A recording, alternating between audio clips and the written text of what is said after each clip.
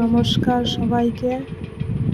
আমি এই প্রথম ভয়েস ওভার দিয়ে ভিডিও বানাচ্ছি।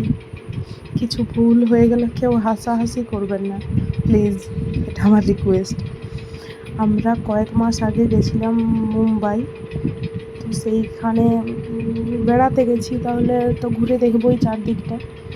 তাহলে ওইখানে একটা ক্যাব বুক করে আর বেড়াতে গেছিলাম, চারদিকটা ঘুরছিলাম।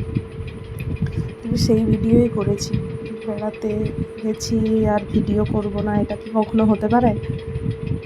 তাই ভিডিও বানাচ্ছিলাম।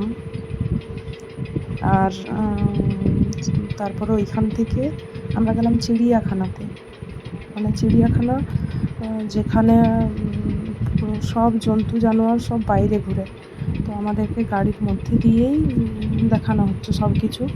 তার আগে বললো যে এইখানে একটা দেখার মতো জায়গা আছে, তাহলে ওইখানে চলুন আগে।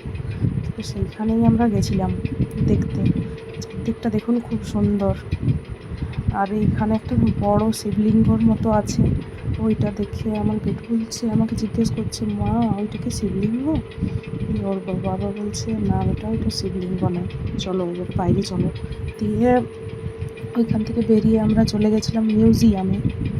এখানে মিউজিয়ামে নানা রকমের জীবজন্তু আঁকা করা আছে, আঁকা নয়, পশু পাখি নানা রকমের, যেগুলো কোনো দিন জীবনে দেখিনি পশু পাখিগুলো, সেই রকম পাখি আছে ওইখানে।